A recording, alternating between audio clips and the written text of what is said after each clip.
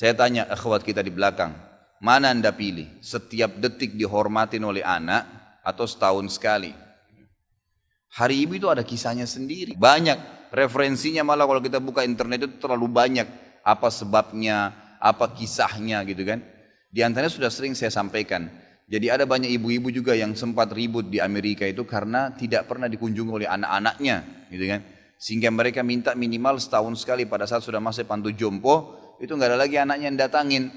Maka mereka sampaikan kepada pemerintah Amerika untuk diadakan khusus tanggal biar hari ibu, biar mereka bisa datang melihat kami gitu. Karena kalau sudah kerja, kalau sudah balik, sudah disuruh kerja keluar rumah, lalu kemudian mereka mandiri. Orang tuanya tinggal dimasukin panti jompo, sampai ada yang meninggal pun orang tua tidak diurus lagi.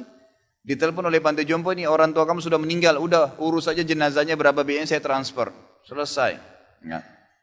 Nah maka karena itu mereka harusnya gitu kan, harusnya merayakan itu, mengadakan hari itu. Salah seorang syekh, saya lupakan di Mesir, kemarin ada kisahnya dia tulis dalam sebuah buku. Kalau nggak salah pengalaman beliau pribadi. Satu waktu beliau lagi ke Jerman, kemudian jalan. Di pinggir jalan ada satu ibu, sudah sangat tua gitu. Ibu ini mau menyeberang jalan, tidak ada mobil yang berhenti kasih jalan. Sudah bungkuk pakai tongkat, terus mobil lula lalang tidak ada yang kasih jalan. Sampai kalau tidak salah dia bantu jalan, nyeberangin jalan gitu. Lalu dia bilang pada bukunya itu, mungkin ibu ini atau nenek ini pada saat dia masih muda, kalau dia jalan, semua mata akan melihat ke arahnya. Tapi begitu dia sudah tua begini, tidak ada yang mau kasih jalan aja, tidak ada yang kasih. Dan ini sangat berbeda kalau dalam Islam. Ya, Islam itu tidak mengenal masa setahun sekali. Setiap saat seseorang itu sebelum ya orang tuanya lemah, sebelum tua pun sudah harus bakti. Dari dia masih kecil, kemudian sampai orang tuanya tua, sampai orang tuanya sudah mati, tetap disuruh berbakti. Yang itu, suruh berbuat baik, suruh kunjungin teman-temannya, suruh doain, suruh bersedekah, suruh haji dan umrah kalau dia sudah meninggal. Jadi bakti kepada orang tua itu tidak mengenal waktu, ya, tidak mengenal waktu. Kalau ibu anda minta kado, jelaskan dulu, bu saya akan kasih kado, ya. Tapi tidak ada hubungannya sama tanggal ini ya bu. Ibu setiap saat minta apapun saya kasih. Ibu apapun yang ibu butuhkan selama saya mampu saya kasih. Sebagai bentuk perintah dari Allah bakti dengan ibu. Gitu kan? Jelaskan, berikan penjelasan. Itu termasuk amar ma'ruf dan nahi mungkar.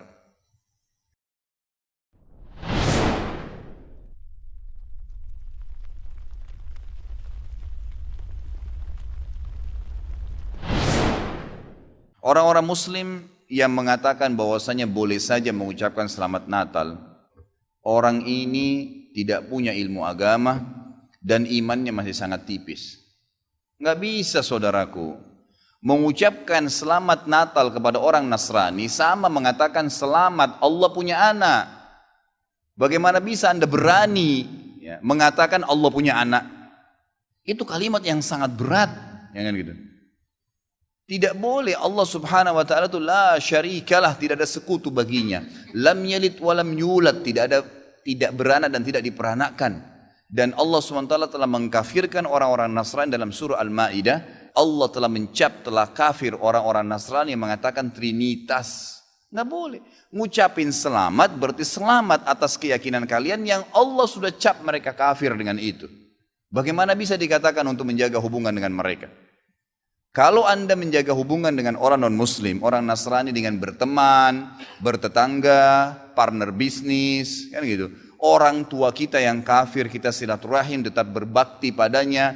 Kerabat-kerabat yang masih non-muslim kita silaturahim, jenguk kalau sakit, membantu orang miskin mereka. Boleh saja. Tidak ada yang larang dalam Islam itu. Tapi jangan sama sekali berhubungan dengan masalah keyakinan dan ibadah mereka. Nggak boleh memang dalam masalah ibadah. Allah mengatakan, ini tadi subhanallah saya pikir antum sudah tahu nih.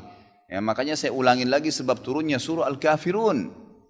Al-Mughirah telah datang kepada Nabi SAW mengatakan, wahai Muhammad, Mekah kita bagi dua saja. Sehari buat kamu, sehari buat kami. Kata Nabi SAW, saya belum faham, coba jelaskan lagi. Kata dia, sehari Muhammad, kau dukung ibadah kami. Kau ucapkan selamat buat kami. Kau ikutin ajaran-ajaran agama kami. Sehari lagi besok kami ikutin agamamu. Kami ucapkan selamat untukmu. Kami dukung ibadahmu. Apa jawaban Nabi SAW? Sehari-sehari. Biar adil. Kata Nabi SAW, tidak boleh Kata dia, wahai Muhammad, sehari buat kami, dukung kami, ucapkan selamat buat kami, ikutin ritual kami. Seminggu buat kamu. Kata Nabi SAW, tidak boleh. Muhammad, sehari buat kami, sebulan buat kamu. Tidak boleh. Sehari Muhammad buat kami, setahun buat kamu. Tidak boleh, kata Nabi SAW. Terakhir, hai Muhammad, sehari buat kami, seumur hidup buat kamu. Sehari kamu ikutin kami, dukung ritual kami, selamat buat kami. Kalau pakai akal manusia, bukan akal sehat, akal manusia saja secara biasa, kan gitu. Kita pikir, oh lebih baik sehari kita ikutin orang kafir, dukung saja, ucapin selamat sama dia, selesai. Seumur hidup akan masuk Islam. Apa jawaban Nabi SAW? Tidak boleh. Lalu Jibril AS datang pada saat itu langsung membawa surah Al-Kafirun. A'udzubillahi minasyaitonirrajim. Qul ya ayyuhal kafirun. Katakan kepada orang-orang kafir. Orang kafir ini semua yang tidak syahadat, yang tidak mengatakan asyhadu an la ilaha illallah wa anna Muhammad Rasulullah, kafir. Jelas kafir, dan itu Allah yang mencap mereka kafir, gitu kan? Kafir artinya tidak beriman kepada Allah Subhanahu wa taala. Orang Nasrani aja mengkafirkan Yahudi kok. Kan itu. Yahudi mengkafirkan Nasrani, mengkafirkan Muslim. Kenapa orang Muslim nggak bisa mengkafirkan? Karena sementara kita jelas-jelas meyakini kenabian Musa, meyakini kenabian Isa alaihissalam. Gitu kan? Mereka yang memungkiri Nabi Muhammad SAW, Nabi terakhir, berarti tidak beriman sempurna kepada Allah Subhanahu Wa Taala. Dan sudah banyak ayat Quran menjelaskan masalah itu. Gitu kan? Kata Allah Subhanahu Wa Taala, ya, Qul ya ayyuhal kafirun, la a'budu ma ta'budun. Semua Yahudi, Nasrani, Majusi, penyembah api, penyembah gunung, penyembah pohon, penyembah apa saja, semua selain yang tidak syahadat ini, saya tidak ikut-ikutan acara ritual kalian, tidak akan ucapin selamat buat kalian, tidak akan pakai atribut-atribut kalian, dan kalian juga tidak usah repot-repot ikutin agama saya, nggak usah. Kita nggak butuh Nasrani. Saya tanya, pada saat sholat Idul Fitri, ada orang Nasrani ikut-ikutan? Idul Adha, gitu kan?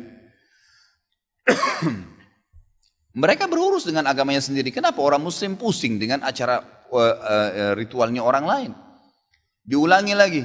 Ya, setelah dikatakan kalian tidak usah ikut-ikutan, saya tidak usah ikut-ikutan juga, diulangi lagi. 2 kali diulangi. Dan saya tidak akan ikut-ikutan, kalian juga tidak usah ikut-ikutan, terus begitu. Terakhir dikatakan oleh Allah, lakum dinukum waliyadin.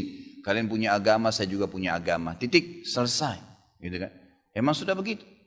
Kalau Anda bilang, oh itu cuma kata-kata, nggak masalah. Kata-kata bisa membuat Anda murtad, saudaraku, bisa masuk neraka. Gitu kan? Sadarkah Anda dengan satu kalimat, Anda kalau mengatakan satu kalimat sekarang, semenit kemudian kalau Anda yakin dalam hati bisa masuk neraka kalau meninggal?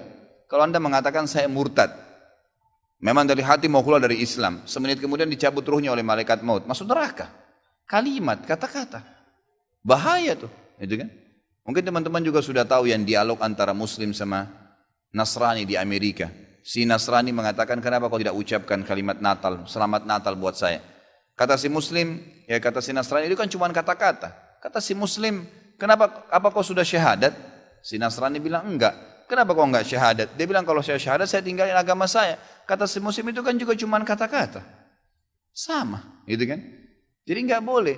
Tapi hal-hal yang ditoleransikan dalam agama silahkan. Tadi saya bilang berteman, bertetangga, silahkan. Tapi jangan dukung masalah ibadahnya. Enggak boleh. Sampai pernah ditanya kepada Syekh bin Baz, apa hukumnya orang-orang, mohon maaf ini teman-teman kita, semoga Allah berikan hidayah yang belum tahu, yang menjadi security menjaga gereja misalnya, atau orang-orang yang menjadi tukang parkirnya karena lagi banyak mobil, halalkah pendapatannya? Bolehkah itu? Fatwa ulama tidak boleh. Karena ada hadis Nabi SAW yang berbunyi, kalau ahli kitab, khusus Yahudi dan Nasrani terutama, kalau mereka sedang beribadah di tempat ibadah mereka, jauhilah. Karena laknat Allah sedang turun. Hadis Nabi SAW. Kenapa nggak bisa cari rezeki di tempat lain? Subhanallah. Rezeki itu sudah dibagi oleh Allah SWT. Hati-hati saudaraku, gitu kan? Jadi orang yang mengatakan seperti ini karena tidak paham agama. Bagaimana bisa dia mengatakan Tuhan punya anak? Gitu kan? Jadi tidak boleh sama sekali ikhwah. Yang nggak boleh. Jadi kita harus tahu mana yang boleh dan mana yang tidak boleh. Dan Anda wajib ingkar mungkar. Ingatkan apa yang saya sampaikan tadi. Kalau juga dia tidak mau dengar, selesai, gugur kewajiban Anda.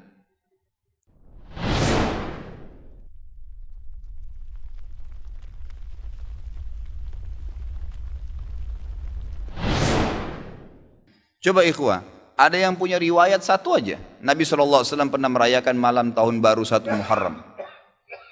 Tidak pernah satu kali pun Nabi SAW merayakan tahun baru Islam 1 Muharram. Tidak pernah ada malam lebarannya dan seterusnya. Apalagi malam tahun baru Masehi. Gitu kan? Semoga Allah berikan hidayah. Banyak orang Islam ini saya tidak mengerti kenapa mereka terlalu berani.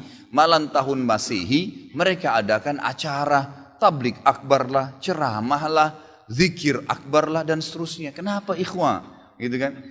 Kenapa harus diadakan acara seperti ini? Dan orang akan menangkap itu adalah acara tahun baru Masehi. Kalau Anda bilang untuk mengalihkan umat Islam, bukan dengan cara kita membuat acara ritual, nanti akhirnya menjadi rutin setiap tahun, gitu kan? Berikan nasihat, sampaikan kepada MUI, MUI keluarkan fatwa tidak boleh, jadi umat Islam tidak terus-menerus jadi PR setiap tahun. Kalau kita biarkan akhirnya tiap tahun terus jadi masalah nih, gitu kan? Jadi masalah. Emang umat Islam yang coba merayakan malam tahun baru itu orang yang memang belum faham masalah agama. Kalau Anda larikan kepada acara-acara yang lain, maka akan jadi masalah baru lagi nanti, gitu kan? Akhirnya orang anggap, oh orang-orang Nasrani lagi rayakan dengan mabuk-mabuk, kita dengan ceramah. Bahkan ada doa bersama di malam tahun baru. Subhanallah. Malam tahun baru tentang lahirnya Isa alaihissalam tidak ada hubungannya dengan agama kita. Sedangkan hari lahirnya Nabi Muhammad SAW saja tidak pernah sahabat rayakan, tidak pernah Nabi rayakan. Lalu kita mau rayakan hari lahirnya Isa alaihissalam, bagaimana bisa ini, gitu kan? Jadi tahun baru Isa alaihissalam. Mestinya kita faham masalah itu.